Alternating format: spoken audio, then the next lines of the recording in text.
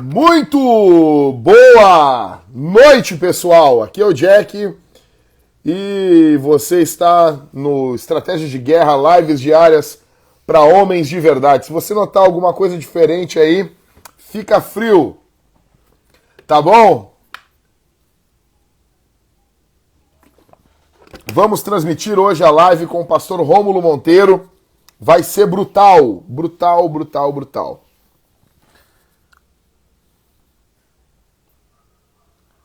Calma aí. Olha aí, o pessoal perguntando se tem algo diferente. Depois eu conto pra vocês. Eu fiz um voto.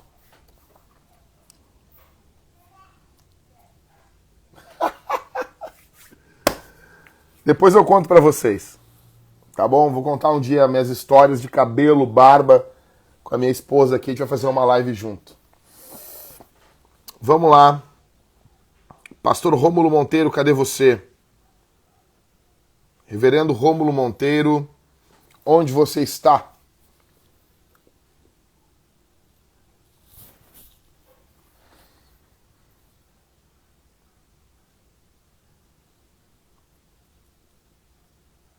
Calma aí, gente. Eu vou mandar aqui pro pastor Rômulo. Calma aí.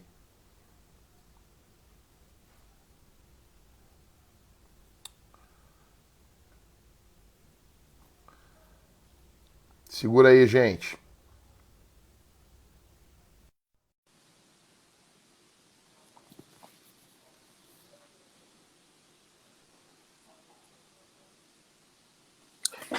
Que E aí?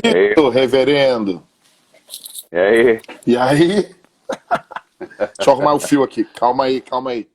Calma aí que enrolou aqui. Beleza. Peraí, peraí. Pessoal, tá todo mundo falando da minha barba aí, Rômulo. Eu não sei por quê. Não sei por quê. Deu uma geral na Como barba é que aí? Deu estamos, uma geral? reverendo? Como é que estamos aí? Tá bem, graças a Deus, tranquilo, caminhando aqui na luta. As lutas diárias comuns. Coisa boa, coisa boa. É. Pessoal, deixa eu falar um pouquinho para vocês. Aqui é o pastor Rômulo Monteiro. Ele é pastor na Batista de Alquiraz, é isso? Aquirás. Aquirás, isso mesmo. É. Eu sei porque eu tô toda É. hora ouvindo as pregações dele. E, pastor Rômulo, deixa eu dizer uma coisa. O senhor é o pregador que eu mais escuto. Sério mesmo. Olha Sério aí. mesmo. Eu tenho o Legal, costume legal, de toda semana ouvir um sermão seu. E tem sido uma benção. legal, legal. Eu já decorei teus cacuete, já até espero algumas coisas assim, sabe? Né? Sei. Então é muito Legal, bom legal, mesmo, muito bom. Uma alegria mesmo, uma alegria. Tu é um legal. presente pro Brasil. Tu é um presente. Obrigado, valeu, cara. O que eu vou te falar aqui não é uma palavra, não é lisonja que a Bíblia condena, né? Mas tu é um Uhum. presente de Deus pra minha vida, Romulo. Tu é um presente de Deus mesmo. Ok, legal. E Deus te Você também é, você abençoe. sabe Deus disso, te já falei abençoe pra mesmo. você, né? Ok, Sim. legal. Eu queria isso. E eu quero que mais pessoas, mais ainda, te conheçam ainda. Deus abençoe tua vida, tua esposa. Eu acompanho até os bolos que a tua esposa faz, cara. Sou teu fã, meu. Sou teu fã. Sou teu fã. Legal, Então, show. vamos lá, pastorzão. Vamos lá, né? Seguinte, deixa eu dizer aqui, para quem não sabe, deixa eu explicar. Pessoal, eu tô pregando, na verdade, sim, eu tô encerrando, faltam 4, 5 semanas para me encerrar o livro de Apocalipse, né? Aqui é o comentário das bolinhas do George Ledger, um dos principais que eu uso. E o pastor Rômulo pregou uma série em Apocalipse na igreja dele em 2015. Isso.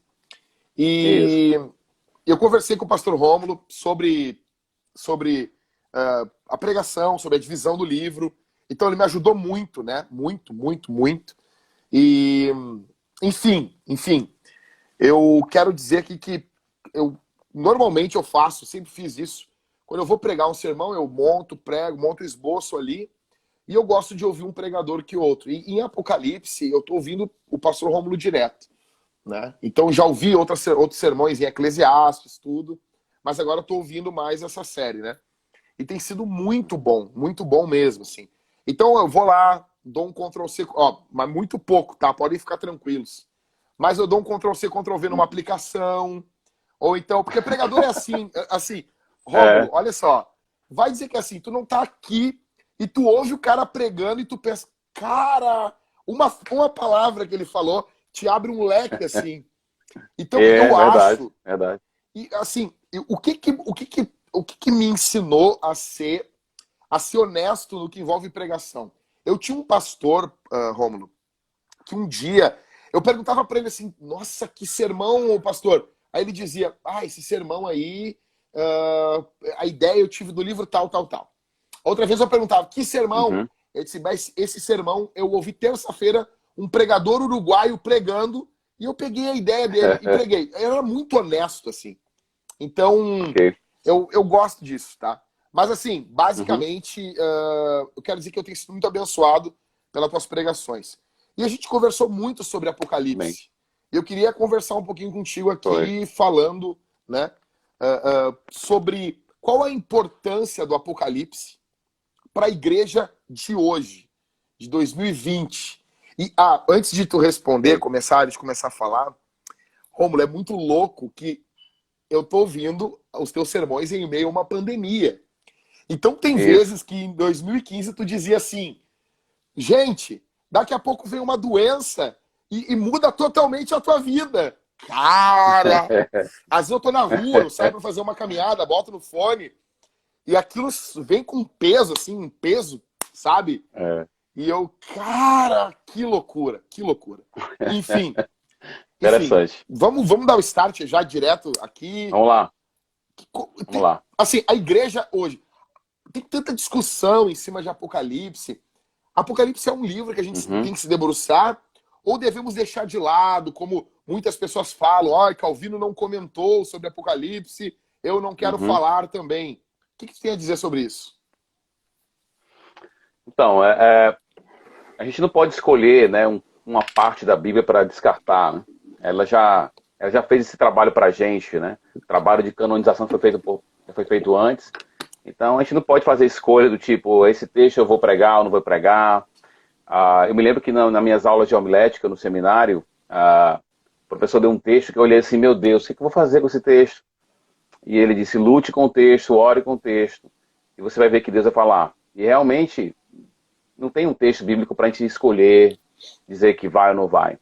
Pensando especificamente em Apocalipse, né, ele trabalha com a temática da escatologia, né, basicamente. Muitos vão dizer que não, só a parte final, mas a maioria dos cristãos entende e olha para Apocalipse e olha para a temática da escatologia.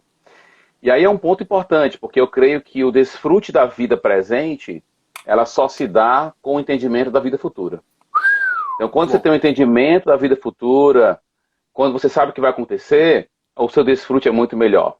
Eu penso, por exemplo, vamos pensar em alguém que tem uma escatologia com a ênfase mais na não realização das coisas. Alguém que tem uma escatologia do tipo que vai mais acontecer coisas ainda do que já aconteceu.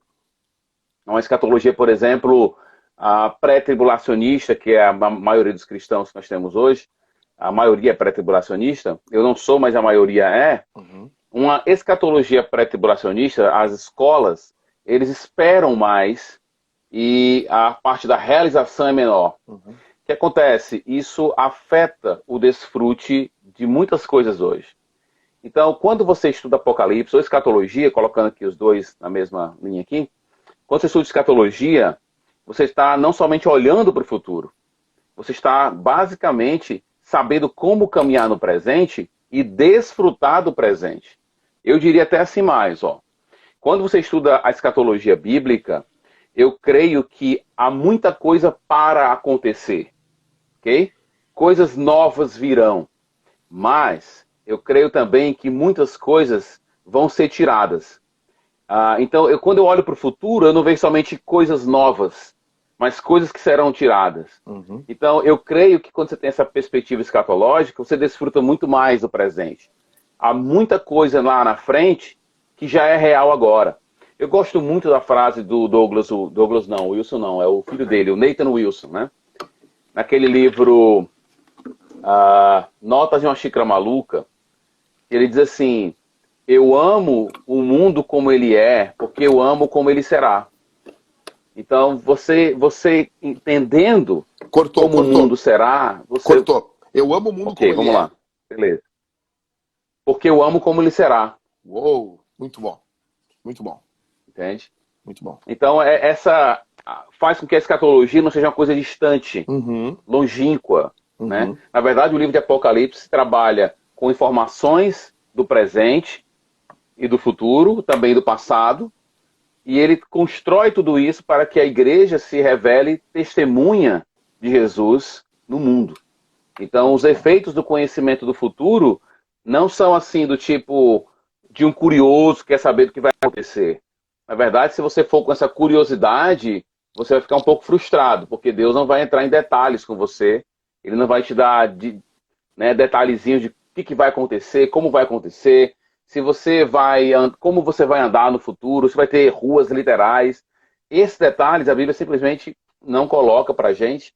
Então, a informação sobre o futuro, ela é, na verdade, a capacitação para você viver agora no presente. Fenomenal. Não, eu vou usar um exemplo bem simples aqui. Eu namorava a Thalita e eu visitava, o dia de ver ela eram 2 dias. Era terça e sábado, né? E eu me lembro que segunda-feira, no domingo à noite, pastorzão, eu já estava alegre, porque eu ia ver Uhum. ela na terça. A minha segunda era outra segunda, porque eu ia ver ela na terça. E eu uso esse É. exemplo bem simples, que o evento era na terça, de eu ver a minha namorada. Mas o evento da terça mudava a minha segunda. Eu vivia, eu estava apaixonado, Uhum. então eu respirava diferente, caminhava diferente. Então tudo era diferente por causa do evento da noite de terça, que eu ia na casa dela. Ok. Então a nossa igreja, o culto era na quarta, então aqui, normalmente os namorados se veem na quarta. Nós nos viemos na terça, porque na quarta tinha culto. Então assim, é um exemplo minúsculo para pensar que eu acredito que todo ser humano, me corrija se eu estiver falando bobagem, todo ser humano tem um coração escatológico. O sujeito Sim. com uma visão Uhum. do futuro, ele começa a moldar o corpo dele. O sujeito com uma visão do futuro, ele começa a economizar dinheiro. O sujeito com uma visão do futuro, ele começa a estudar para um concurso público. Enfim, a visão Uhum. do futuro, né? Os coaches modernos se apropriaram muito disso. Mas, assim, essa ideia de tu viver no futuro, de tu ter uma parte da tua mente vivendo no futuro, ela é poderosíssima para transformar o hoje. E se isso É. for alçado, né, na mente de alguém que nasceu de novo e que está enxergando ali a vinda do reino, a vinda do rei, né, com certeza isso muda tudo hoje, né? Isso muda tudo, tudo, tudo, tudo. Muda. Eu só aprimoraria a sua ilustração quando você diz assim, ó, eu no domingo eu já estava feliz pela terça, mas a sua alegria da terça, já antecipada, era porque você já tinha tido uma experiência anterior. Então Perfeito. a escatologia bíblica nunca é uma coisa assim que eu estou olhando para lá, Uhum. mas não, como se a realidade estivesse só lá. Uhum. Na Entendi. verdade, a realidade é aqui agora. Então, o que leva a minha expectativa do futuro é porque é o que eu sei agora, o que eu experimento agora. Exatamente. Essa experiência real, a realidade do Evangelho. Porque a gente sabe, quem experimenta Jesus, sabe que ele é real, que não é um nome, que é real mesmo. Uhum. Então, muitas vezes você tem uma pessoa que tem poucas expectativas do futuro, porque ela não experimentou nada, Uhum. entendeu? Uhum. Ela não sabe como é. Então, ela não pode querer mais do que ela não tem, entendeu? Exatamente, exatamente. É, E assim, é. pastorzão, vamos lá. Apocalipse hoje, o que Apocalipse tem a nos dizer nesse período de pandemia? Enfim, uma igreja deveria esperar ao ler, né? Porque a ideia do Apocalipse é ler e ouvir também, né? Bem-aventurado que Aham. lê, bem-aventurado que ouve, né? Então, assim, se nós tivéssemos, com certeza vamos ter pastores aqui, ouvendo agora, e depois vamos largar essa live no YouTube, eles vão ver. Os pastores deveriam se debruçar em cima desse livro nos dias de hoje, esperando, trazendo o que para a igreja, quais desafios, quais propostas, enfim. Eu acredito que todo evento, qualquer evento, seja uma pandemia dessa, claro que essa tem proporções maiores, né? Mas uma pandemia dessa, ou a perda de alguém, eventos que eu chamaria assim, bifurcadores. São eventos em que você se encontra numa bifurcação que dali você não pode sair do mesmo jeito. Ou você sai para cima ou para baixo. Ou você sai melhor ou pior. Momentos bifurcadores na nossa vida, eles são momentos a gente dar uma parada para reflexão. Tá? Então, acho que momentos como esse devem levar a gente para a Escritura para rememorar algumas coisas. Agora, quando o assunto é escatologia, o meu medo é que as pessoas possam ir para Apocalipse, ou ir para algum texto como Daniel, ou outro livro escatológico, de natureza mais escatológica, e querer encontrar ali informações detalhadas, entendeu? Esse é o problema, porque vai no espírito da curiosidade e não no espírito de quem tem que ouvir o Senhor. Eu não vejo nem no sermão de Jesus, Mateus 24, livro de Apocalipse, livro de Daniel, eu não vejo nas declarações bíblicas escatológicas detalhes como as pessoas querem encontrar. Eu acabei de fazer uma série em Isaías, um livro cheio de informações escatológicas. E é interessante que quando ele fala da eternidade futura, ele fala do que vai ter, é verdade, mas boa parte da informação é o que não vai ter. Não vai ter choro, não vai ter lágrima, não vão tomar, a sua casa não vai ser tomada de ninguém. Então ele pega uma informação, uma realidade dos dias dos irmãos, porque eles tinham perdido as casas, né, o exílio e tudo mais. Então ele pega aquela informação e diz assim, ó, sabe isso que você está vivendo agora? Sabe tomaram a sua casa, sabe esse distanciamento que você está vivendo agora aí, essa dor que você está vivendo? Pois é, não vai ter ela. Ela vai desaparecer, isso aí. Então a gente tem que aprender a ter um espírito de Isaías, né? E tomar a realidade crua como ela se apresenta, da dor, e lembrar as pessoas que não vai acontecer mais aquilo. Então, por isso que eu falei no comecinho, boa parte da nossa escatologia não é só o que vai acontecer, é o que vai ser tirado da gente. E o que vai ser tirado, por exemplo, vamos lá, pensa na sua realidade hoje, você mora no Rio Grande do Sul, né, um lugar muito legal e tudo mais. Pensa que Deus vem, visita esse lugar e diz assim, eu vou tirar o pecado aqui. Né? Aí você diz, poxa, já é muita coisa. Né? Ele vai tirar o pecado. Então os conflitos, os problemas. Eu creio que a realidade futura está muito próxima da nossa de hoje. E vai ser colocado coisas novas, mas o elemento diferenciador vai ser o que vai ser tirado e a presença intensificadora de Deus.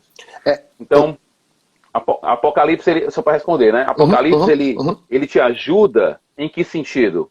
Ele te ajuda a ter uma perspectiva, a alimentar uma perspectiva mais escatológica. Porque é isso que João está querendo fazer com os seus leitores imediatos. Né? Ele quer revelar o tratamento que Deus dá ao seu povo. Né? Ele é aquele que guarda a sua igreja, guarda o seu povo, cria asas na mulher, abre a terra para que a água não tome sobre ela. Então a igreja é descrita em Apocalipse, o povo de Deus, que muita gente não vai ver a igreja lá em Apocalipse, mas eu vejo, né? E você vê Deus cuidando da sua igreja, Jesus andando entre os candelabros, cuidando do seu povo, tendo as estrelas na mão. Então, essa perspectiva apocalíptica escatológica, ela é necessária para toda a vida, para me tomar bem um café e para mim também poder lidar bem com a pandemia. Muito bom, muito bom. Uma coisa que o pessoal sempre me pergunta aqui, diz assim, pastor, como é que vai ser a eternidade? Eu digo sempre assim, eu não tive lá ainda, mas a gente já experimenta algo aqui e a vida cristã é um trailer, vazou um pedaço do filme, entendeu? Então imagina um filme que a gente vai ver e vazou os 15 minutos iniciais do filme. Então eu penso sempre assim, eu sempre digo assim, imagine o mundo, tenta imaginar o mundo que nós conhecemos sem o pecado e sem os efeitos. Né? Porque, vou dar um exemplo assim, hospital não é pecado, mas é um efeito. Né? Uhum. A arma não é um pecado, mas é um efeito do pecado. Então, eu penso, daí a pessoa assim, tá, mas pastor, quer dizer então que as pessoas perguntam assim, vai ter guitarra na eternidade? Eu disse, olha, provavelmente vai. E provavelmente vai, com certeza. E daí, uma coisa que eu aprendi com o pastor Emílio Garófalo, ele diz uma coisa, as pessoas acham que na eternidade vai ter que ter uma nova escala musical. Não, não necessariamente. Talvez seja a mesma escala que nós temos, né?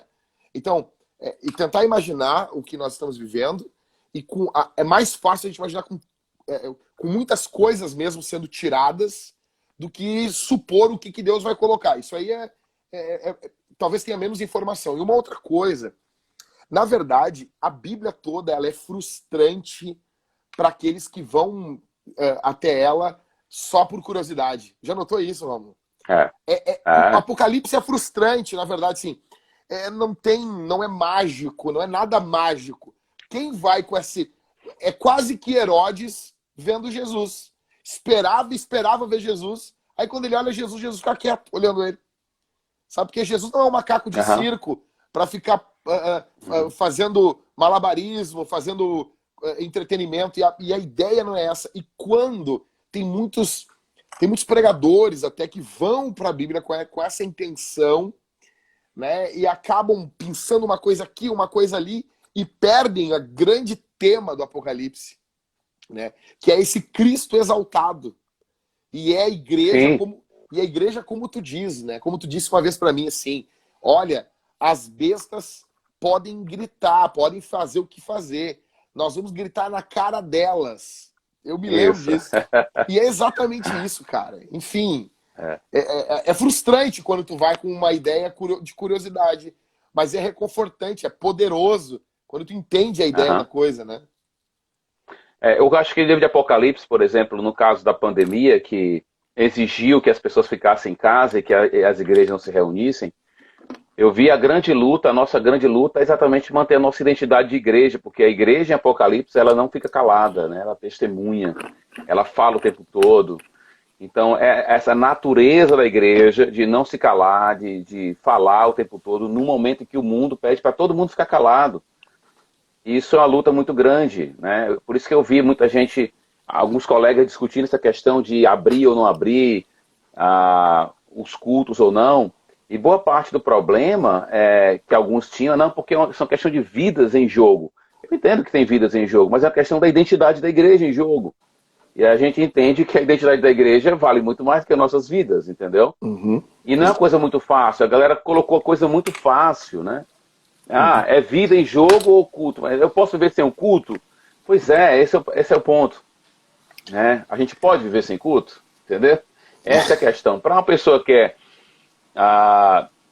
não tem a visão de culto como uma visitação diferente de Deus, que alimenta o seu povo de uma maneira que não acontece em lives como essa, ou não acontece dentro do nosso quarto, né? Você tem um entendimento da igreja como um templo, né? E quando ela está reunida e Deus visita de uma maneira que não acontece em nenhum lugar. Eu digo na igreja assim, olha, Deus, ele está no bordel.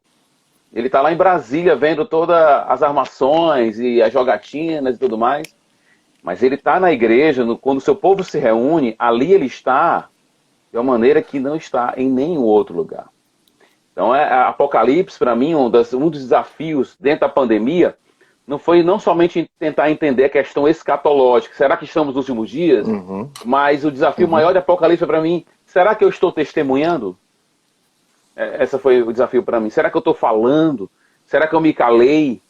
Né? Sabendo que aquele que está comigo vai criar asas no seu povo e tudo mais. Então... Exatamente. Tem um texto, eu não estou achando aqui, tem em Atos 20, eu li hoje no nosso culto aqui em casa, quando o apóstolo Paulo fala para os presbíteros de Éfeso no porto de Mileto, e ele fala assim, que...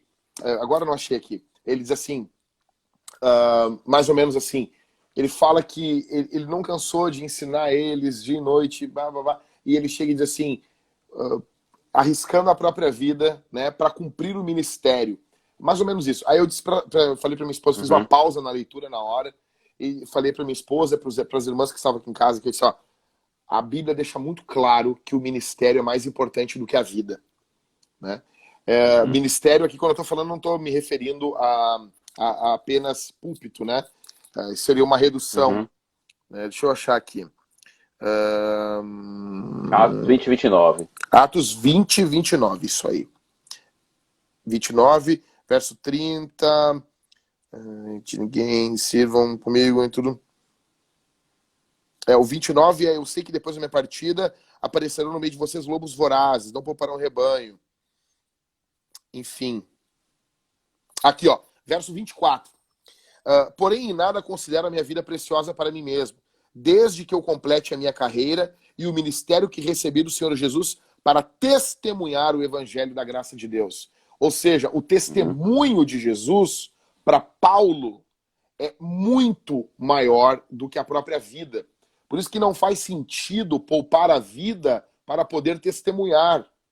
Porque daí a vida passa a ter um fim nela mesma. É por isso que os irmãos, quando recebem essa carta, eles entregam a vida pelo testemunho.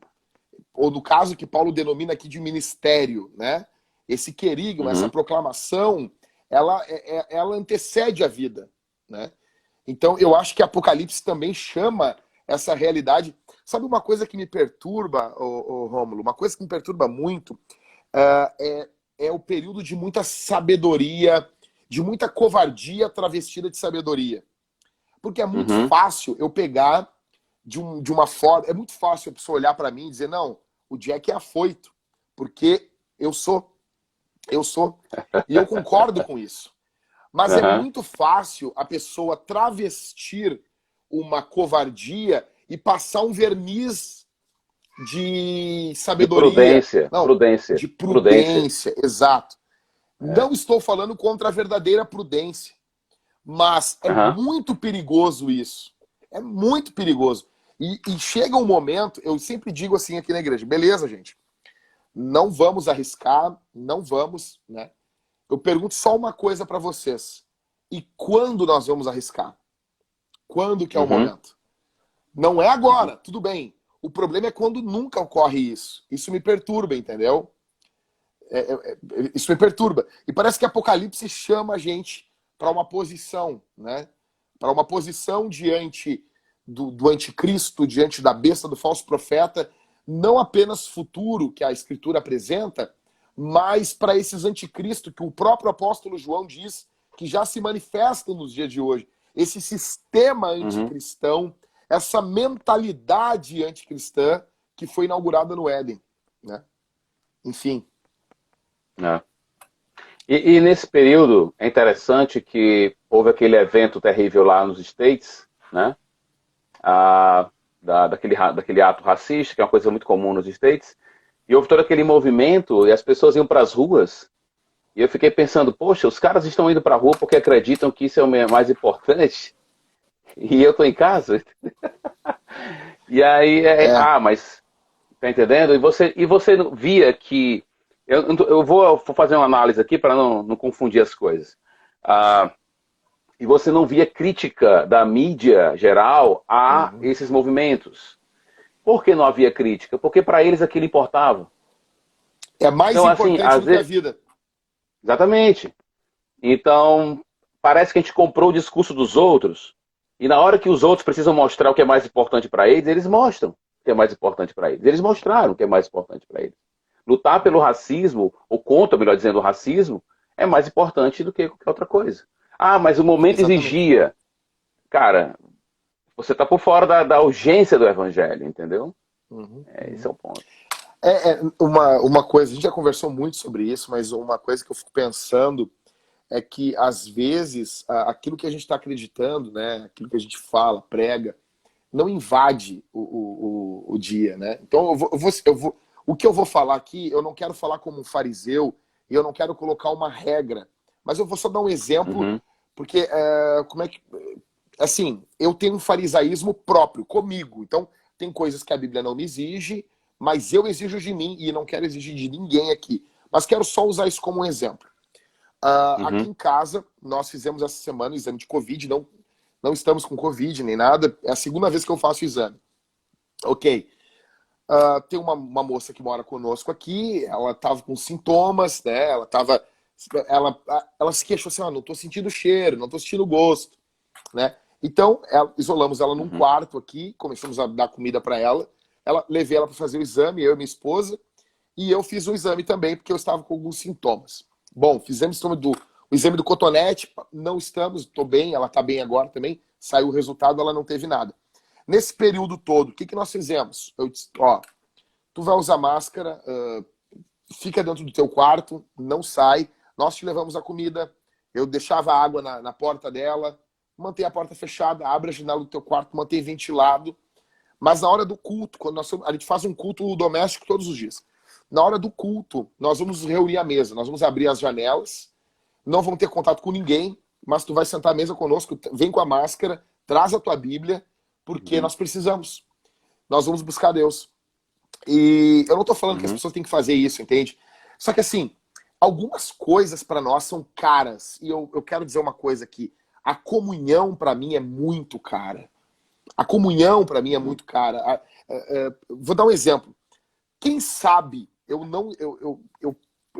vejo as pessoas desesperadas batendo foto nos jornais aqui de Porto Alegre e botam, mais um dia de praças lotadas. Eu comento embaixo assim, que loucura, né? Tinha até fotógrafo, né? Tinha até fotógrafo. Tinha tanta gente que tinha até fotógrafo. Ou seja, o fotógrafo entende que a profissão dele é mais importante que aquilo que está ocorrendo. E todo mundo vai referendar. Os políticos entendem que a posição dele, né? O meu prefeito aqui está fazendo campanha já antecipado. Ele vai em todos os lugares, ele visita as pessoas e sempre batendo foto colado com as pessoas, mandando todo mundo ficar em casa. Aí eu digo sempre nas publicações dele, eu fico perturbando, eu disse assim, engraçado que o prefeito não fica em casa. Por quê? Por que o prefeito não fica? Porque o prefeito entende que o trabalho dele é essencial. Aqui que está o foco. O foco é o elemento essencial, né? Então, a pergunta que é... A essencialidade da coisa. Exato. Nós olhamos o nosso testemunho como essencial, nós olhamos a nossa natureza como essencial, nós olhamos isso como essencial. A pergunta é essa, entende? Eu peguei, no período da pandemia, lotamos o carro de comida e fomos entregar. E eu disse para minha esposa, disse, olha, era no período que não era para usar máscara, né? Que teve um período que não era para usar. E daí eu não estava usando. Não podia... então aí eu não estava usando. E se tocasse, não podia tocar no rosto. Tô lá, entreguei comida, preguei o evangelho no meio de uma boca de fumo aqui em Porto Alegre. Uma boca de tráfico. Por quê? Por que não fizemos isso? Porque eu enxergo isso como essencial. A pergunta que fica daqui a pouco eles fazem um discurso, nós compramos e nem eles compram. Entende? São os fariseus do mundo moderno. E eu não tenho, pastor Rômulo, eu não tenho problema nenhum. Eu disse isso. Não tenho problema nenhum em ficarmos em casa. Mas aí vão ficar todo mundo. Vou ficar todo mundo. Vou ficar todo mundo. Agora, espera um pouquinho, né? Como diz o Ciro Gomes, espera lá um pouquinho. Enfim, segue, Rômulo. Segue, senão eu vou falar demais aqui. Então, vamos lá. O que eu acho também, que só pegando essa parte da pandemia e depois a gente vai para o Apocalipse, eu acho que a igreja teve a oportunidade também de ver operações que acontecem e que não são restritas aos encontros no prédio, né? Então, uma coisa que quando a gente pôde fazer uma reunião de liderança da nossa igreja aqui, presencial, já numa outra fase, e um irmão falou, a igreja está operando, a igreja está agindo, a igreja está... Nós temos um ministério que é exatamente esse ministério de acompanhamento de necessidades básicas, né, daqui na igreja. E não parava um dia na casa da irmã que recebia os elementos, nunca parou um dia. Então a gente viu irmãos indo para a casa de outros irmãos a presentearem com cestas, com comida, com outras coisas. Então a gente como as reuniões presenciais estavam paradas, muitos mais puderam experimentar, e eu fiz questão de colocar isso para todo mundo, né? Que a igreja, por não estar se reunindo, também não estava parada, não estava inoperante. Você tinha gente visitando outras pessoas, mesmo com essas restrições, mas indo orar com alguém, visitar alguém, presentear alguém com alguma coisa. Irmãos que perderam emprego foram agraciados com sustento. Então a igreja teve a oportunidade de operar, né? Esse Sim. não é tanto. Acaba que esse é um testemunho, mas o ponto maior de Apocalipse para mim é esse incentivo, esse chamado ao testemunho, né? A igreja sendo convidada, por meio das verdades escatológicas, a falar, a testemunhar. Paulo diz assim: "Crie, por isso falei". Então, não existe. Há pouco tempo, o pastor Guilherme, que é pastor aqui comigo, aqui na PIB, de Aquiraz, ele está fazendo uma série em João, e ele falando que uma das marcas do discípulo de Jesus é que ele não se cala, né? É uma forma de você saber, será que eu experimentei de Jesus mesmo? Será que realmente eu tenho uma vida com Jesus? Observa o que você fala. É lá que você vai ver. Então, é impossível ter um discípulo de Jesus que não fala. Crie, por isso falei. Você vai ver os Salmos de Davi, basicamente, ele passa por uma situação complicada, Deus traz livramento e ele diz, sabe uma coisa? Nós precisamos cantar um novo cântico. Precisamos louvar a esse Deus. Eu quero cantar, e eu quero não somente que eu cante, mas eu quero convidar todos. Ele vai dizer assim, eu não me calo na assembleia. Ele diz assim, eu acho bonito esse salmo, né? Eu não me calo na assembleia, eu não fico calado. Então assim, Jack, eu acho assim, ó, ficar triste. Se eu estou triste, eu posso fingir que eu fico alegre.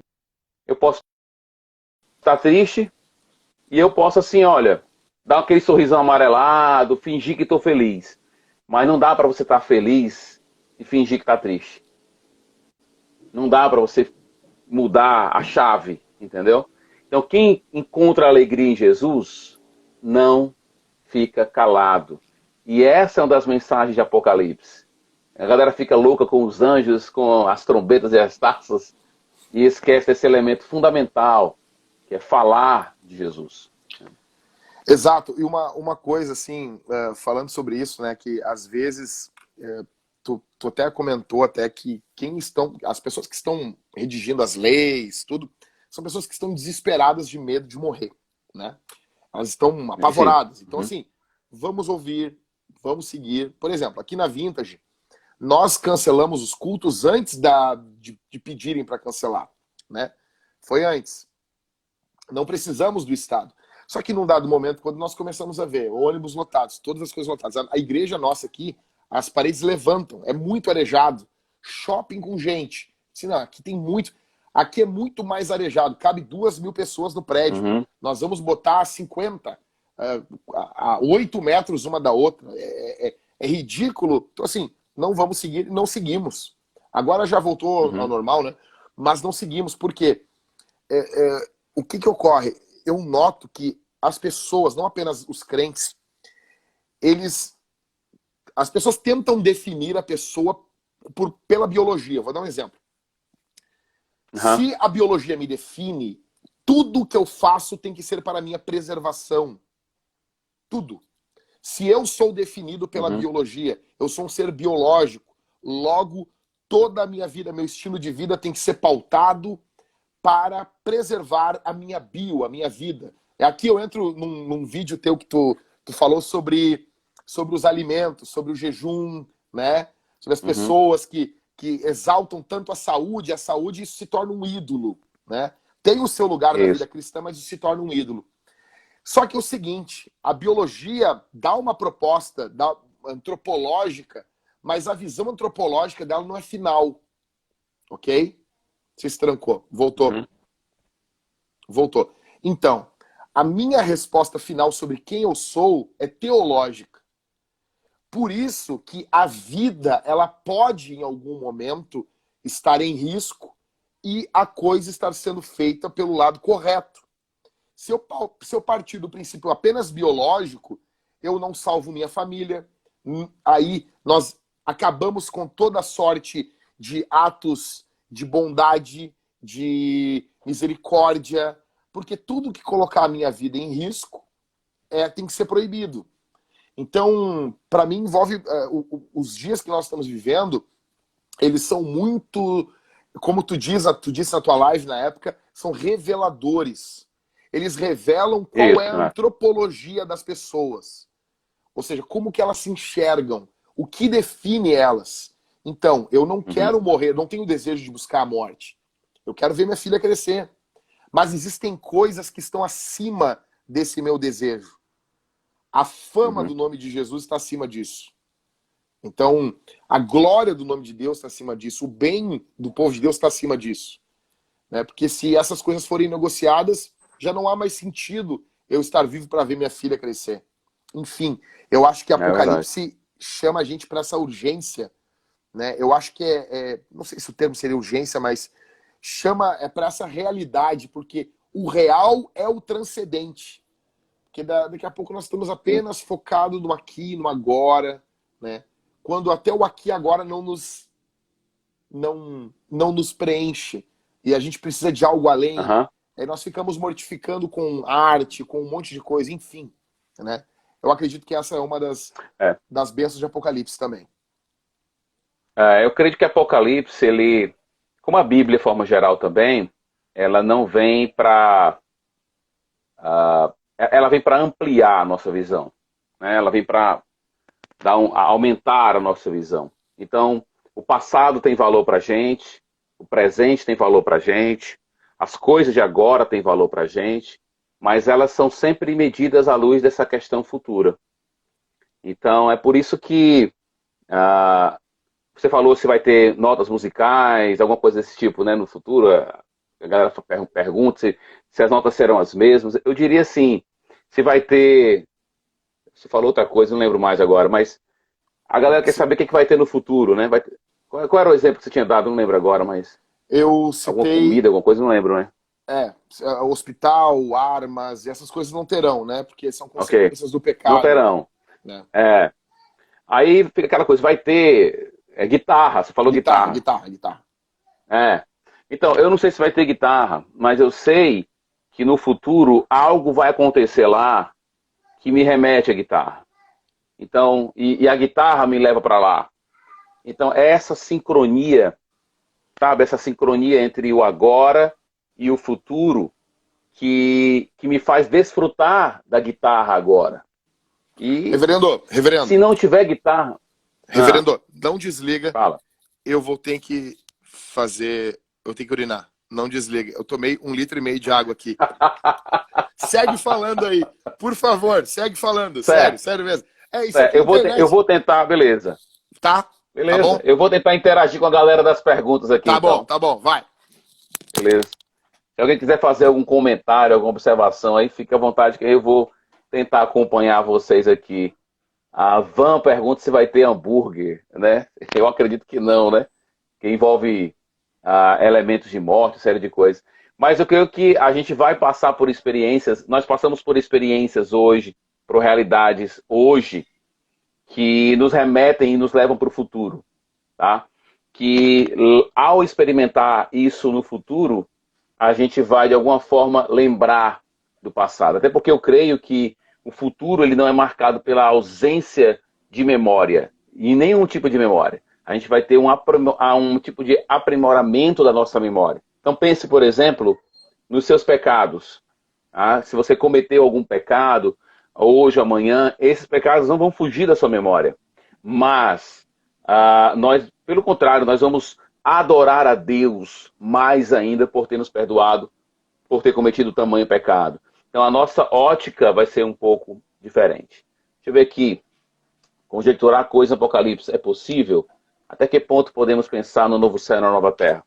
Então, a expressão novo céu e nova terra, que aparece em Apocalipse, que aparece também, e ele está citando, na verdade, Isaías. É importante lembrar, quando você está estudando Apocalipse, você está estudando um livro que é o último livro da Bíblia. Eu creio assim, alguns creem que não. Alguns creem que é 2 de Pedro. Tem várias teorias sobre isso, mas eu creio que Apocalipse é o último livro. Então, esse último livro está ancorado em toda a Escritura. Por isso que é difícil, às vezes, ler Apocalipse, porque ele tá dependendo de todo o material bíblico. Então você escuta Êxodo, você escuta Levítico, Daniel, você vai ver várias referências no livro de Apocalipse que te levam para outros textos. E a expressão novo céu e nova terra, ali não é novo no sentido de completamente novo. Começou do zero. A ideia de novo é de que ele vai renovar, ele vai restaurar o que já foi feito. E a ideia que eu estou estudando agora o livro de Gênesis, e quando Deus faz um pacto com Abraão, percebe que ele está confirmando o seu compromisso com a criação. Então Deus é o Criador. Como Criador, ele tem compromisso com a sua criação. Ele não vai abandonar a sua criação. Poxa, plano B agora. Não, ele vai restaurar a sua criação.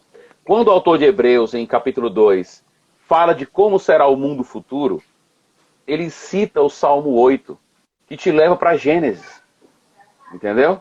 Então, há uma realidade. Nós estamos, na verdade, entre essas duas árvores, né? A árvore da vida lá no jardim, a árvore da vida lá em Apocalipse. Mas os dois ambientes têm árvore. Para mim, a grande questão é que vai haver uma retirada do pecado, a lágrima da dor vai ser tirada, não haverá mais mar nesse sentido, né, da dor e tudo mais. Contudo, vai haver uma intensificação. E aí eu vou dizer uma coisa que eu acho que talvez para muitas pessoas pode dar assim uma pancada na cabeça de algumas pessoas. Eu creio que a nossa realidade hoje, guarda aí, ó, é melhor do que a realidade de Adão no paraíso. Vou dizer por quê. Quando Adão estava no paraíso, havia a possibilidade dele abandonar a Deus. Só que isso não existe para o cristão hoje. Ele é guardado pelo Senhor. Olha a frase, ó. Quando o pecado abundou, Deus não igualou, ele superabundou. Deus não vai nos levar ao paraíso de volta, a sermos Adão novamente. Porque o nosso Adão é outro, é o segundo Adão, entendeu? Então a gente vive uma nova realidade. Então, o Apocalipse revela pra gente que no futuro nós vamos desfrutar, okay, de coisas novas, mas que essa novidade não é completamente nova, não é um abandono de Deus da criação. Então, muito provavelmente, galera, vocês vão se surpreender no futuro, porque você, poxa, eu achava que ia ser assim, assado. Pois é, você já está vivendo, já podia ter desfrutado já antes.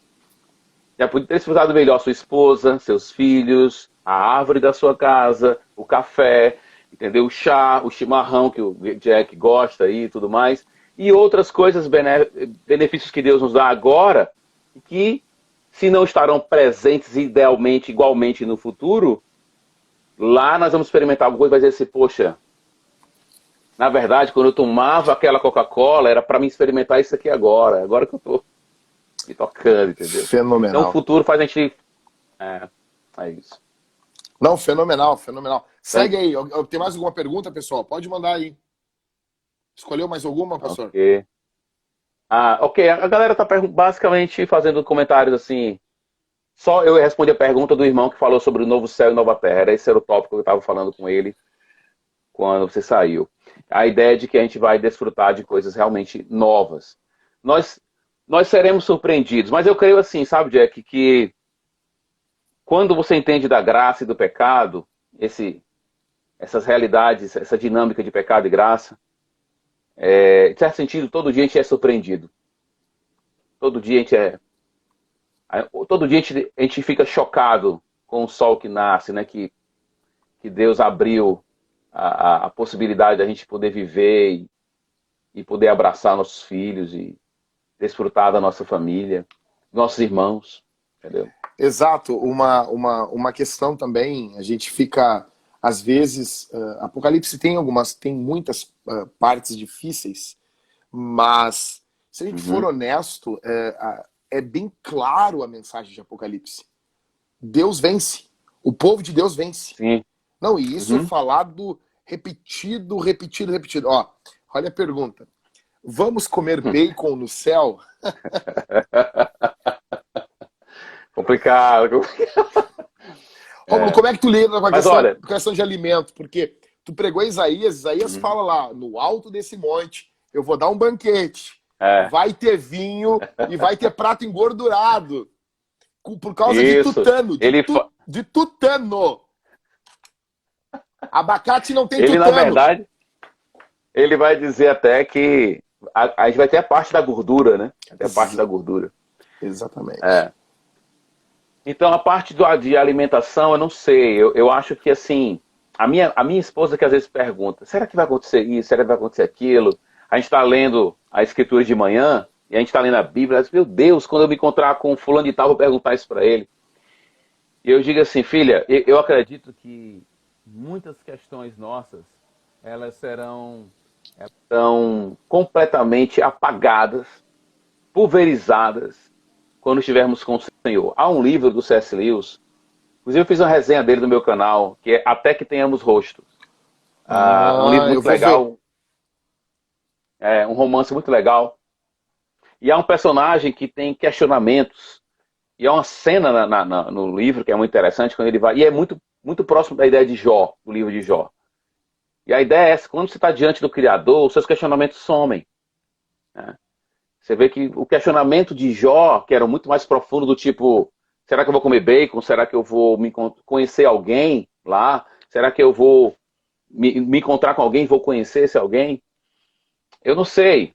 Eu sei que diante dele, os questionamentos vão meio que pulverizar, sabe? São a coisas realidade tão será pequenas, né? São coisas tão pequenas. Eu creio que essa questão do conhecimento, ela faz sentido porque nós temos relacionamentos. Quem se relaciona realmente com outra pessoa deseja vê-la, né? Esses dias agora eu perdi um amigo muito próximo meu, estudou comigo no seminário e faleceu com 49 anos. Uma pessoa maravilhosa. Ele era conhecido pelas gargalhadas dele. Ele era um cara assim. Eu dizia assim que o Sérgio, esse meu amigo, ele disse, o Sérgio ele não somente se alegra, ele exige que todo mundo saiba disso, né? Ele se gargalhava e tudo. E eu escrevi um texto para ele sobre a morte dele esses dias. E eu disse que um dia eu vou me encontrar com ele, a gente vai dar uma gargalhada para encher a Nova Jerusalém, né? Então, eu creio que sim. Eu creio que esperar conhecer alguém não é um desejo pecaminoso, há muita virtude nesse desejo, né? De poder reencontrar alguém que você tanto ama. Acho que é algo maravilhoso. Exato. Estão perguntando a nossa posição escatológica aí, Rômulo. Enfim, antes de tu dizer tua posição, deixa eu só contar um negócio. Que eu tava lendo aqui o George Led hoje, cara, eu dei uma gargalhada que eu liguei pro pastor Michael, tá vendo aqui a live, ele gosta muito de ti também. E, cara, eu tive que compartilhar com ele. O George Led, porque todo mundo... Não, vamos ser neutros. Não existe neutralidade teológica. Ninguém não existe. Não existe. Então, assim, o George Led foi explicar o pós-milenismo. O pós-milenismo, basicamente, é que a igreja vai implantar o reino. Explicando como que o pós-milenismo enxerga Apocalipse 20. A parte do milênio ali, para quem tá vendo a live. Então, assim, o pós-milenismo entende que a igreja vai instaurar o reino e Jesus vem no final disso, quando a igreja... Jesus é uma coroação do negócio, é a cerejinha do bolo. Tô falando com as minhas palavras. Aí ele, o amilenista é o sujeito que não acredita, não espera um reino futuro. Para o amilenista, Jesus amarrou o diabo em Mateus capítulo 12, em Lucas 10, né? Os textos clássicos lá. O pré-milenista, basicamente ele acredita que Jesus vem, o diabo é amarrado, a igreja reina com Cristo, depois desse reinado vai haver uma revolta. Ou seja, ele só narrou Apocalipse 20. Ou seja, em outras palavras, ele está dizendo assim, ó, o pré-milenista é o que acredita que está escrito. Cara, eu ri muito na hora, porque ele pegou os eventos de Apocalipse 20 e botou, o pré-milenista é o que acredita que Jesus vem, o diabo é amarrado, a igreja reina, e depois disso tem uma rebelião. E depois disso vai ter o juízo final. Ou seja, esse é o pré-milenista. Enfim, qual é a tua... Pro pessoal aqui, pastor Rômulo, qual é a tua posição escatológica? Então, a minha posição escatológica com respeito à tribulação, a relação da volta de Cristo à tribulação, eu sou pós-tribulacionista. Eu acredito que a igreja passa pela tribulação. Apocalipse é um livro sobre isso. Seria estranho para mim, João, revelar tudo o que vai acontecer para que a gente fique assistindo tudo isso. Outra coisa, para aqueles irmãos que acreditam que a igreja não passa pela tribulação, tem um livro muito interessante que é um autor, não lembro agora, o outro é o Craig Keener, que em inglês seria, em português ficaria Eu Não Tenho Medo do Anticristo. É interessante, né? Nesse livro, o Craig Keener conta exemplos interessantes. Eu vou ligar aqui o notebook para não ficar... Ok. Ele conta exemplos interessantes de pastores na África que, por exemplo, testemunharam a morte dos seus filhos, da sua esposa, né? E aí você diz assim, um cara desse assim, ele diz assim, será que esse cara teria medo do anticristo? Ou seria mais interessante... tá entendendo? Então, e ele contando de pastores que foram ameaçados de morte, diz assim, Keener, eu não quero desperdiçar minha vida morrendo de qualquer maneira. Eu quero morrer por ele mesmo. Agora, pega essa realidade e você joga um discurso pré-tribulacionista. Não se preocupa não, que você não vai passar pela tribulação. Você perdeu sua mulher, perdeu seus filhos, né? A sua igreja foi queimada com os irmãos dentro, mas não se preocupa, você não vai passar pela tribulação. Isso não cola em toda a igreja. Cola em algumas realidades históricas, entendeu? Mas naqueles que realmente vivem essa realidade, e é interessante porque em Apocalipse, a igreja tanto é preservada, como também ela sofre. Então é interessante que tem esse mix aí que não permite que a gente saiba, poxa, a gente está vivendo isso agora ou não, porque tem irmãos agora que estão vivendo situações terríveis. Terríveis. Aí você vai dizer o que para essa pessoa? Não. Olha, não se preocupa, eu vou te consolar agora. Vou te contar um caso que aconteceu. Você não vai passar. Vou te contar um caso que aconteceu. Eu não vou dizer o nome dele. Um missionário da Assembleia de Deus aqui do Rio Grande do Sul estava fazendo missão na África. Os guardas chegaram, prenderam ele e a mulher dele, iriam estuprar a mulher dele na frente dele e no último momento forçaram ele a fazer sexo com a mulher dele na frente dos guardas, enquanto estes estavam fazendo algumas coisas.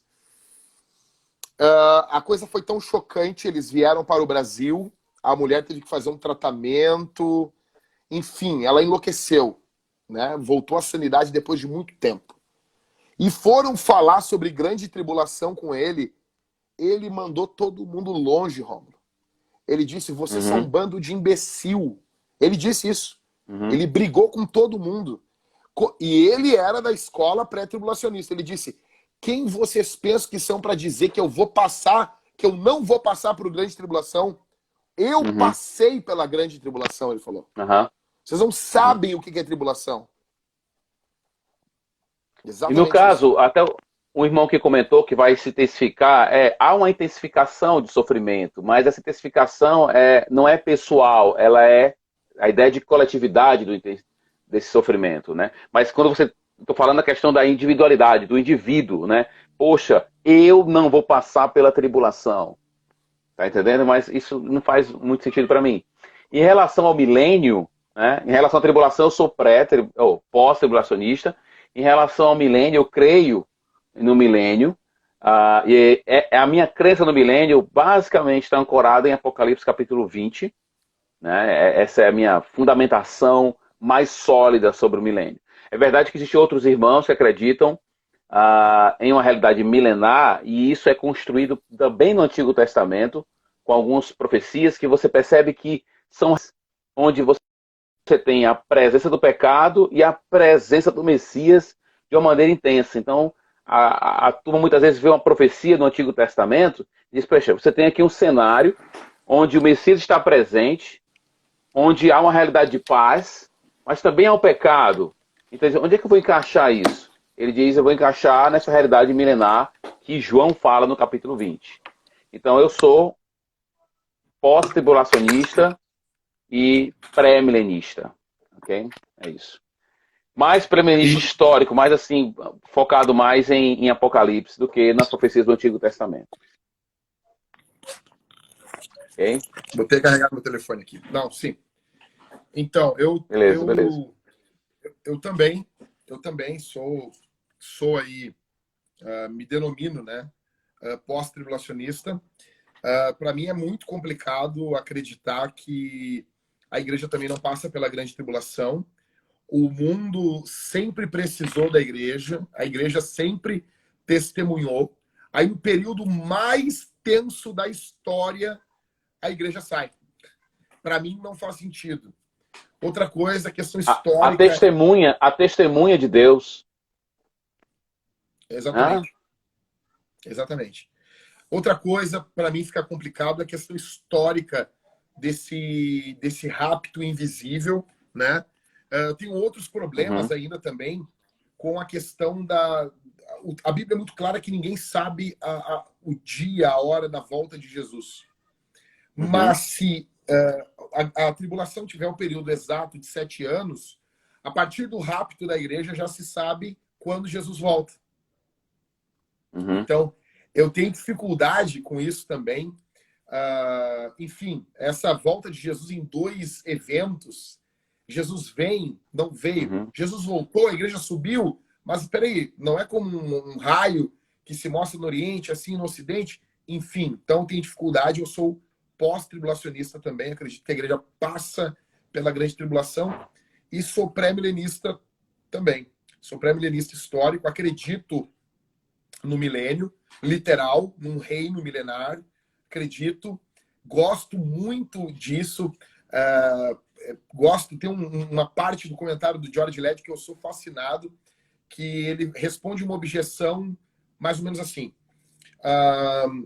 Algumas pessoas vão dizer, tá, mas vocês estão dizendo, vocês pré-milenistas estão dizendo que nós teremos pessoas com corpos ressurretos, glorificados, andando com pessoas com corpos não glorificados.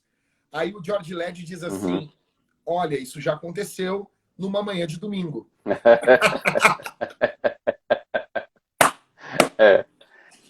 Sabe o que eu acho também interessante? É quando Pedro vai falar da volta de Jesus, na carta dele, ele fala que foi testemunha.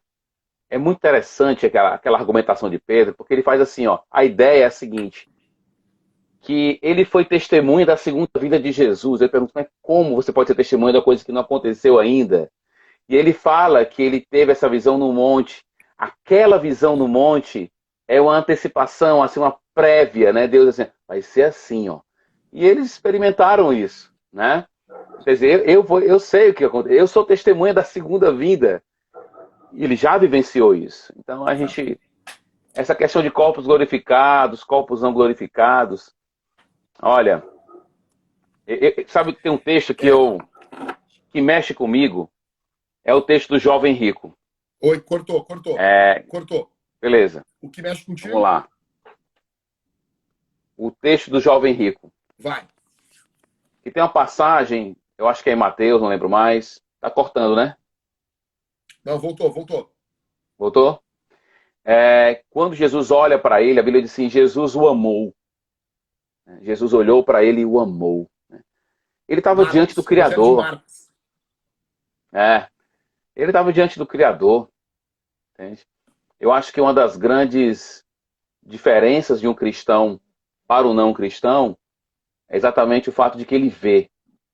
Ele vê o que ninguém vê. Sabe? A nossa forma de enxergar as coisas é muito diferente. Dar valor às coisas é muito diferente. Então, essa questão de corpos glorificados, corpos não glorificados, isso pode ser um empecilho técnico e até exegético para a gente. Mas em termos de providência de Deus, não é problema nenhum. Para mim, assim, eu gosto quando as coisas se resolvem em Jesus, né? Então, quando isso já ocorreu na história, alguém com corpo glorificado já andou, já comeu, já ceou, conversou, ficou 40 dias andando, foi tocado. Isso já aconteceu, entendeu? Ou seja... O monte da transfiguração, né? Oi? Na transfiguração aconteceu isso, né? Também exato. Então, essa noção de que eu aguardo, eu acho que a história tem muitas coisas para desenrolar ainda, entendeu? Uma outra coisa, tem textos que me cativam, Rômulo. Um texto do profeta Zacarias que fala que nas praças da cidade as crianças brincarão. Nossa, cara, essa promessa, assim, sabe? Essa promessa, olha, eu vou dizer assim, nós vamos experimentar ainda, né? Acho que muitas coisas vão ficar muito claras com a questão do milênio. Assim, com todo respeito aos amilenistas, na verdade, a milenista nem deveria discutir, né? Porque então aí, eu brinco, um dos pastores aqui da nossa igreja é amilenista. E daí, estoura as coisas, a gente só vira para ele, oh, meu, teu milênio aí, cara, olha aí, que esse é o teu milênio, a gente brinca com ele, né? Que milênio Mas é esse, olha, cara? eu entendo a argumentação milenista, eu compreendo algumas coisas assim, algumas fazem até sentido. Então, assim, eu diria que essa questão da imagem que você colocou aí, né, de Zacarias, é impressionante como, quando ele vai descrever a eternidade, Isaías, Zacarias e outros profetas, geralmente é uma realidade de povo, sabe? É o povo reunido, é o povo se encontrando. Eu fiz uma pregação há pouco tempo em Isaías, que é aquela imagem que Isaías faz do pai trazendo uma criança aqui na cacunda, aqui, e outro no braço, outro na mão, as crianças se aproximando, as pessoas se chegando. Essa imagem, até eu fiz uma das minhas aplicações foi: se você gosta mais de animal do que de gente, o céu não é para você. A escatologia não é para você, porque a realidade celestial é de povo. É o povo de Deus. Se você não gosta dos cultos, né? Se aquela realidade está louvando ao Senhor naquele momento, se aquilo ali não enche teu coração, então, olha, o céu vai ser meio chatão, assim, entendeu? Mas não Exato. vai. Exato. Não, Não vai. deixando claro aqui para o pessoal, eu fiz uma live ontem com o pastor Rogério falando sobre pós-milenismo. Eu vou te falar assim, eu sou um pré-milenista histórico, mas, vamos lá, eu acho o amilenismo homileticamente falando, fenomenal. Por quê? Tá tudo ocorrendo agora, entendeu? Então, homileticamente, ele é muito mais fácil para pregar. O púlpito, um amilenista pregando é muito legal. O pós-milenista eu acho fenomenal na questão missiológica da coisa. Essa ideia, engajamento social, né? Exato, também. Agora, o pré-milenismo, eu vou dizer assim, eu fiz uma pergunta esses dias pro pessoal, e aqui, não é para discussão nem nada. Eu disse, gente, vocês conhecem algum pré-milenista liberal? Eu sei que foi para provocar. Ou seja, não tem. Pré-milenista liberal não tem. Não tem. Por quê? Porque vai exigir muita fé do sujeito que Cristo vai descer, vai instituir um governo que dá para tocar, dá para encostar, as coisas dá para palpar, entendeu? Vai exigir muito. Você está querendo dizer, Jack, que vai ser aqui nessa terra? Sim, é aqui. Mas você está querendo dizer que Jesus vai reinar em corpo? Ele vai estar em algum lugar? Sim, isso aí. E nós vamos estar com os corpos glorificados? Sim, é isso aí. É isso aí que eu estou dizendo. Eu nunca vi, entendeu? Então, o que eu amo nessa questão, eu acho também uma coisa mais simples. Eu preciso de menos revista. Eu preciso de menos explicação. Eu acredito ser uma leitura mais natural do texto. Ir para Apocalipse, né? Eu acho, óbvio, que eu posso. Com certeza eu devo estar falando com lente aqui, mas é isso. Mas eu acho uma leitura mais natural, mais simples. Não preciso de uma revista, não preciso de tanta explicação. Lendo ali Apocalipse 19, 20, há essa sequência da coisa, né? É amarrar, é jogado ali no Guiena, é jogado no inferno, o falso profeta, o anticristo. depois, se ler na sequência, o diabo é preso. Tudo isso como um desenrolar da volta de Jesus, né? Enfim, eu acho uma leitura mais simples. Eu acho a leitura mais... muitas vezes na nossa luta interpretativa, só uma dica para a galera aí, que escolher ser pré ou pós ou amilenista, muitas vezes não é uma escolha fácil, né? Não é uma escolha do tipo, como se escolhe um time, alguma coisa desse tipo. É uma escolha difícil, porque passa por um processo de luta de interpretação. Muitas vezes a nossa escolha por uma posição não é porque ela é a melhor, é porque ela é a menos ruim. É aquela que traz menos dificuldades interpretativas. Então, quando eu vou para Apocalipse 19 e 20, todas as conexões que João trabalha, toda a forma como ele estrutura seu texto, e a palavra ressurreição e vida no capítulo 20, quando eu junto tudo isso, para mim, a posição que traz menos dificuldade interpretativa é a visão pré-milenista. Então, percebe que eu estou colocando como uma visão não fácil. Então, não é uma escolha fácil, não é uma escolha gratuita, muitas vezes. Eu, por exemplo, chegar às minhas conclusões sobre dons, sobre escatologia. Agora estou estudando o livro de Gênesis, estou ficando louco com o livro de Gênesis, porque eu estou lendo muito material do Antigo Oriente Próximo, estou vendo muitas coisas semelhantes. Eu tenho que saber qual a relação, o que Moisés está fazendo. Então, isso não é fácil. As decisões interpretativas, elas não são fáceis. Para os meus alunos de interpretação, no seminário, eu sempre digo assim, não tenha pressa. Para os alunos eu digo assim, olha, não é hora de você tomar decisões. Agora é hora de você avaliar, escutar, ver.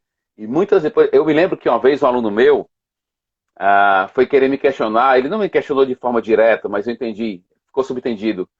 Ele estava questionando a minha visão continuista, né? E ele foi pelo lado da prática.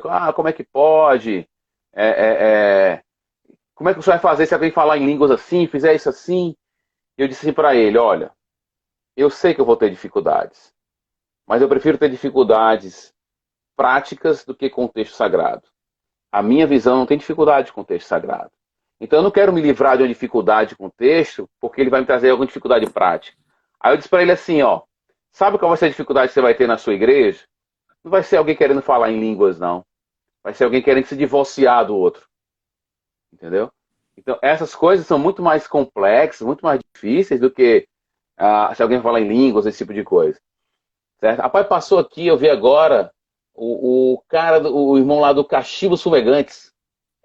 Ele acabou de dar um salve aqui pra mim. Olha aí. Legal, hein? Legal, hein? Um abração, legal. Um abração. Muito bom. Um abração. Legal. Eu mandei a tua palestra para ele lá. Aham. Um abração. Ele era da tua terra aí, né? Isso. Cachimbos Fumegantes Oficial. Um abraço. Se você... Isso, Óbvio que não. Ó, pessoal que está vendo a live, nós não temos nada a ver com isso, tá? Se você quiser um bom cachimbo, dicas, procure ele, tá bom? Não sei por que eu sei disso, não sei por quê. Tá bom? Voltando. Também não. Voltando, então, Rômulo. Beleza. Assim, é que assim, hoje parece que com essa ascendência reformada, as pessoas querem muito pertencer a um grupo. E os distintivos teológicos acabam se tornando uma senha. Então, o amilenismo não é uma convicção teológica, é uma senha que eu digo para entrar num grupo. Então, eu vou, digo a senha e entro. Então, meu conselho também, né? Acredito que o pessoal está vendo nós, nos vendo aí. Bênção de Deus são milenistas, pós-milenistas, né? Eu mesmo disse que eu tenho um coraçãozinho pós-milenista. Eu não vejo na escritura, né? Não vejo, mas eu queria tanto que fosse verdade. Enfim, né? Só que assim, o meu conselho para todos de forma assim mais honesta possível, não tentar se parecer com alguém na internet, com algum pastor famoso, nem assim, nada. Tentar ler a escritura, ler bons livros, ler coisas que cutucam a tua posição, né? Ler coisas que cutucam, meditar, tentar ser honesto, no mínimo, né? Tentar ser honesto com outras posições, enfim. Né?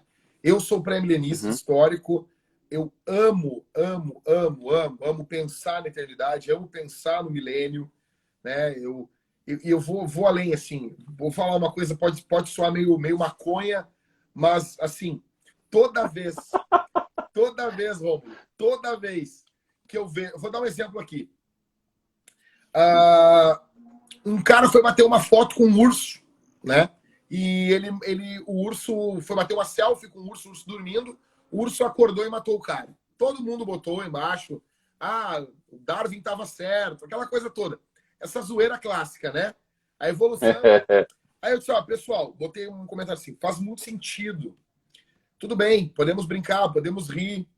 Mas assim, toda vez, Rômulo, que eu vejo esse anseio do homem em estar próximo da natureza, tá? Toda vez que eu vejo desenhos animados onde há uma interação de um garoto com um urso, como no Ursinho Puff, há uma interação, eu não sei, pode parecer meio maconha, mas assim, a impressão que eu tenho é que tem um anseio dentro do homem de viver aquilo ali, de experimentar aquela paz, aquela união, porque o pecado de Adão nos alienou de Deus e do próximo e de toda a criação. Nós estamos alienados, né? Então, eu noto que há um anseio no ser humano de viver ainda aqui essa realidade plena, estando aí ligado novamente com Deus, com o próximo e com a criação. A Bíblia é muito sutil nisso, mas parece que Romanos fala isso, que a criação aguarda, sabe? Eu acho que é algo sutil, mas dá para mais ou menos vislumbrar esse tipo de futuro, de uma plenitude, aonde eu estou ligado com o Criador, com o próximo e com toda a sua criação. Não sei se tu concorda com isso, se faz sentido ou não, pode falar aí. Ok. Concordo. Então, pode ser a mesma maconha que a gente está usando, não sei. Mas eu concordo, a parada que é a brincadeira, né, que alguém pode pegar esse negócio aí. Mas, mas olha, eu acredito que há eu chamaria de saudade mesmo. Há uma saudade que a gente tem. Eu creio naquela ideia de que nós passamos um para outro experiências, né? Do pai para filho e tudo mais. Então nós temos algo de Adão em nós, existe uma saudade no nosso coração dessas coisas. Eu só ampliaria e diria assim, eu, por exemplo, eu gosto muito de acampar, de ir para o meio do mato e me isolar, mas a minha busca muitas vezes no meio do mato é mais a ideia de distanciamento, isolamento um pouco dessa correria. Agora, eu sempre digo assim, se você quer experimentar realmente da criação de Deus, pegue um ônibus lotado, né? Entendeu? Porque ali tá cheio da imagem de Deus lotado lá. Então a gente a gente não experimenta só a criação de Deus subindo a montanha e tudo. Eu creio nisso, eu gosto, eu amo isso. Quem me conhece sabe que eu tenho isso como um comportamento até saudável para mim, é muito bom esse isolamento, essa saída. Mas eu não saio somente para me encontrar com a criação de Deus, mas também para, de certa forma, experimentar um tipo de isolamento de uma forma de viver, né? Mais ou menos isso. Então eu acredito que há assim esse desejo, essa saudade no nosso coração, experimentar algo. E eu acho interessante também, você falou isso aí, eu não sei também se tem a ver com alguma coisa com maconha, mas quando eu vejo, por exemplo, um cara se dando muito bem com um animal, tipo assim, um cara abraçando um leão, né? Uma coisa assim, né? Quando eu vejo alguém se dando bem, assim, há uma harmonia muito grande ali, eu disse, cara, isso é adâmico, isso é paradisíaco demais, entendeu? Isso é uma coisa milenar demais, entendeu? Isso. Então, assim, eu compartilhei um vídeo essa semana no Twitter que um cara chega, tem um monte de leão, eles estão brigando, e o cara separa os leão com um chinelo na mão. Tu acredita? O cara tira o chinelo, assim, eu tô com o chinelo aqui, o cara tira o chinelo, assim, e ele separa os leão com o chinelo, tipo, ele colocando, ó, não vão brigar. Na hora eu compartilhei o vídeo e eu botei bem assim, o reino está vindo. Cara, alguém pode olhar e dizer assim, cara, nada a ver isso. Eu tive uma aula com o Ed Stetzer, um missiólogo, e ele disse o seguinte, assim como nós experimentamos uma regeneração espiritual, a criação vai experimentar uma regeneração cósmica, que é mais ou menos aquilo que tu falou. Sim. Né?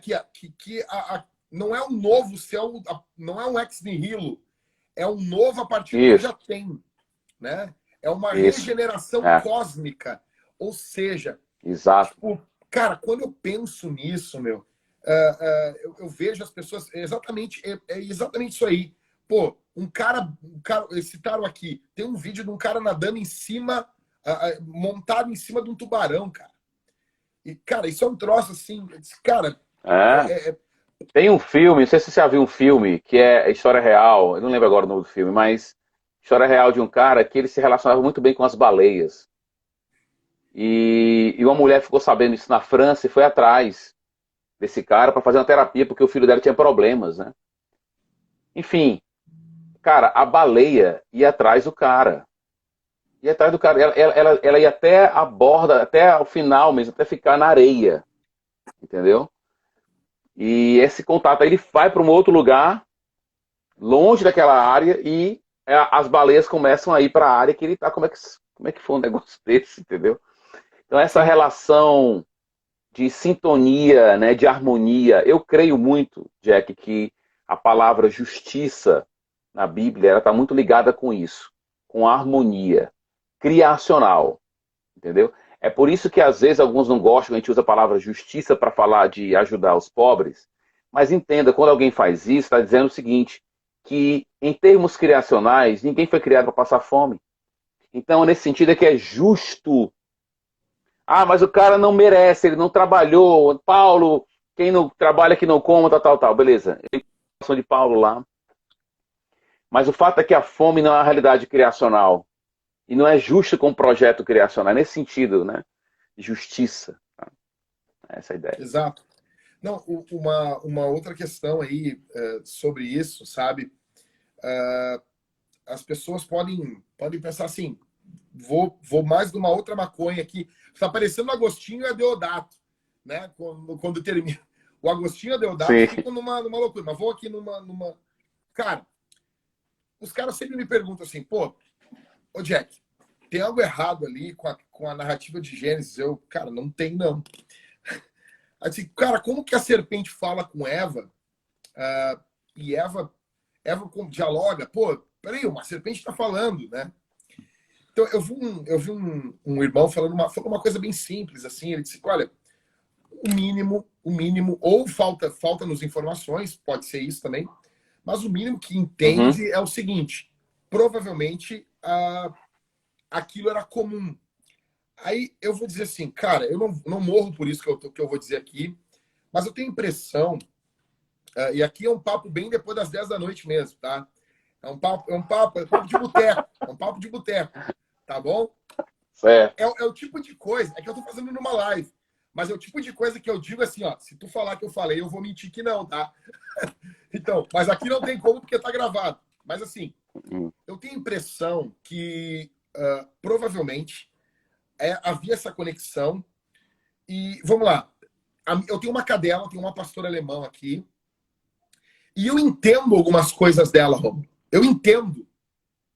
Eu entendo o que ela fala. Tá bom? Eu entendo. E ela entende o que eu falo. Por exemplo, vai acabar essa live e acho que eu vou dar uma voltinha com ela na rua ainda hoje. Eu falo para ela, eu sei que eu imposto a voz de uma determinada forma, eu falo de uma forma, ela pula em todo mundo. Em mim, ela não pula. Ela se abaixa, ela se submete, e eu sei que eu vou fazer e ela vai se submeter. Não sei como. Um amigo meu disse assim, cara, é uma energia, eu não sei. Mas eu me comunico com ela, e ela se comunica comigo. Eu acredito que isso era um pouco mais pleno no jardim. E eu acredito que, cara, de fato, não é que a serpente falava. Ela sempre falou. Os animais estão falando. Só que nós estamos em si mesmados. A gente não consegue prestar atenção no que o Criador fala, no que o próximo fala e no que toda a criação está falando. Só que assim, gente, quem está vendo essa live, dá um desconto. E uma coisa, o pastor Rômulo é um exegeta. Eu estou falando o assunto com ele aqui, que ele deve estar se revirando assim, tá bom? Enfim, cara. Então, enfim. o que eu diria é o seguinte, com respeito à questão dos animais, a nossa relação com os animais, eu creio que os animais, há um problema de classificação dos animais que aconteceu, que é chamar, por exemplo, o ser humano de animal racional. Essa classificação, para mim, ela alterou a nossa relação com os animais. Eu acredito que existe algum nível de sentimento, existem paralelos muito próximos entre o homem e os animais. Eu acredito que é um paralelo muito forte. Como você falou, o que eu gosto de exegese, o que eu não usaria era o texto de Gênesis 3. Eu usaria o texto de Gênesis 1 e 2. O texto que fala que nós temos uma matriz comum e que o elemento diferenciador que nós temos é essa vida que foi soprada em nós. Mas existem elementos comuns entre os seres humanos e os animais, e para mim são mais comuns do que somente questões biológicas. Eu acho que tem alguns elementos afetivos. Você vê relatos de animais que têm algum nível de racionalidade, né, de algum tipo de participação racional. Eu usaria mais Gênesis 1 e 2. O 3, eu acredito que a questão da serpente, inclusive eu escrevi um artigo há muitos anos atrás, que é uma pergunta, serpentes falam, né? E eu creio que há mais ali de uma linguagem mais simbólica para mim, naquele texto. Eu vou dizer por quê. Quando você estuda a literatura egípcia, que Moisés era... Seu liberalzinho. Eu fui chamado de liberal por isso. Seu sacana. Seu sacana. Que é isso, cara?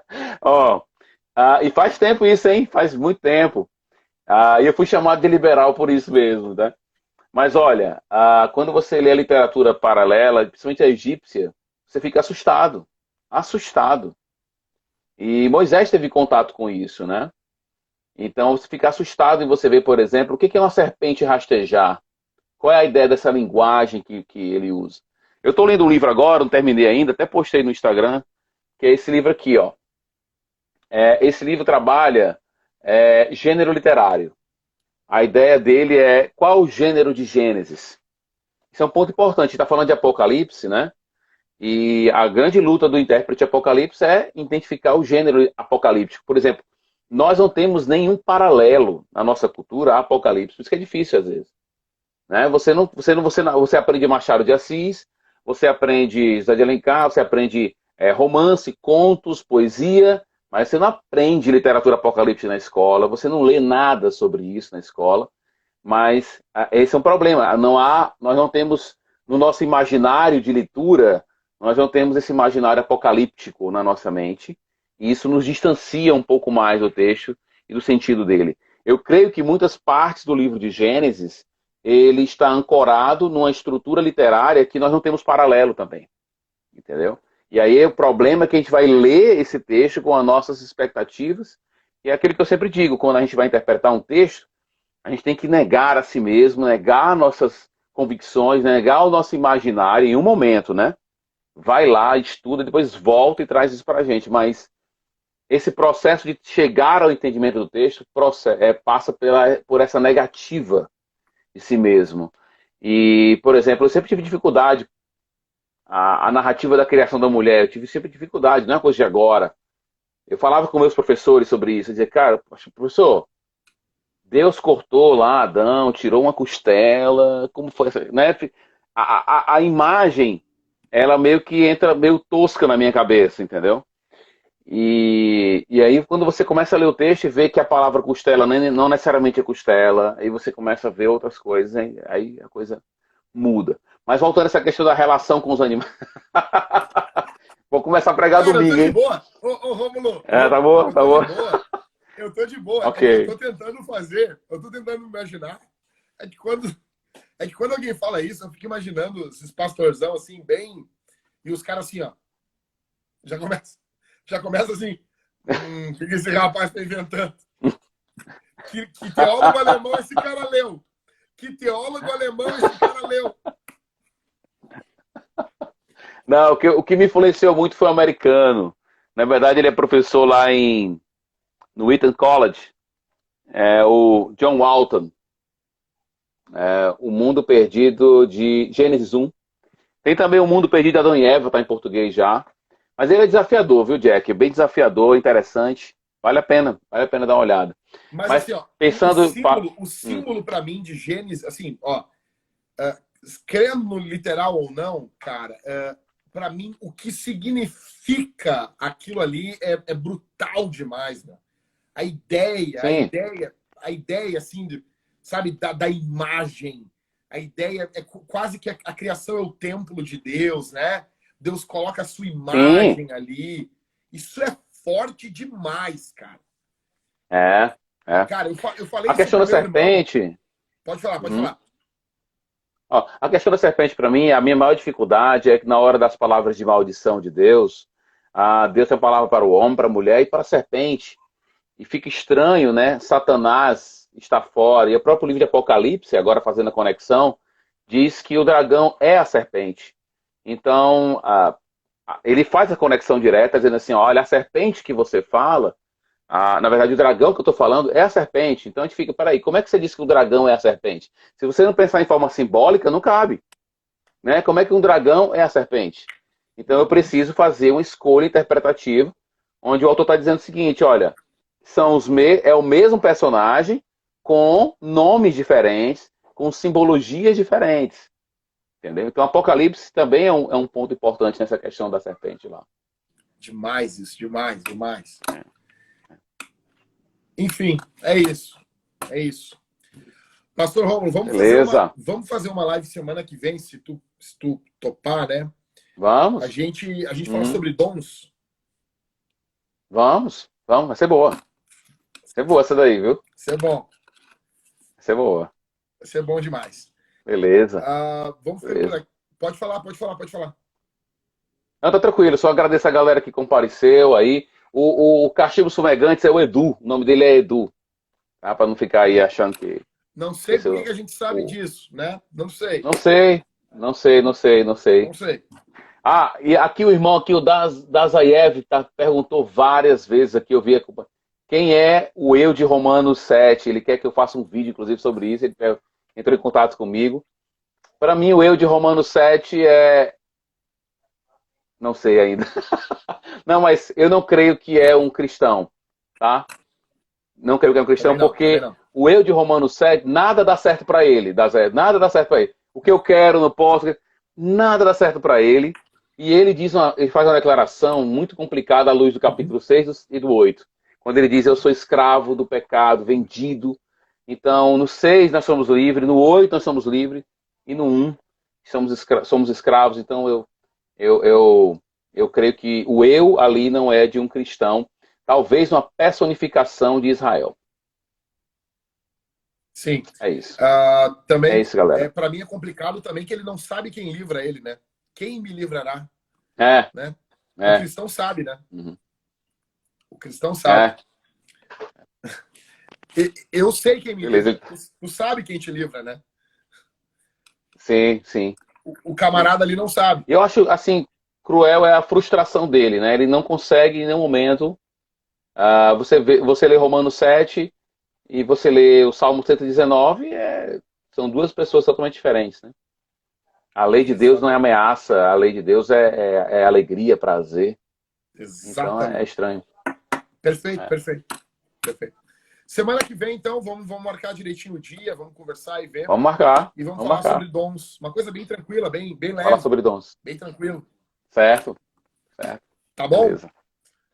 Então é isso, Beleza. pessoal. Muito obrigado. Valeu. Sigam o Pastor Rômulo. Siga a PIB de Aquiraz.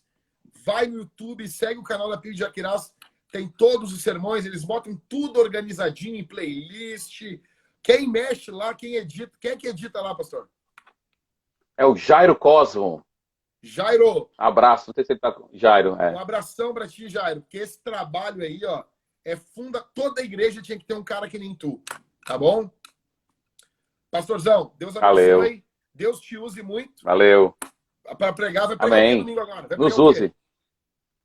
Gênesis 1, 1 e 2. O quê? Vai começar uma série agora. Gênesis 1, versículo 1, versículo 2. Nossa! Vou começar a série agora. Que demais. Vou começar a série. Vou ouvir. Eu vou pregar Apocalipse Beleza. 20. Uma coisa tranquila. Eita. Eu tô no 20. Beleza. 20. Tá bom? Beijão pra Que família, Deus nos guarde e pastorzão. nos use domingo. Amém, amém. Amém. Amém. Valeu. Amém. Valeu. Valeu.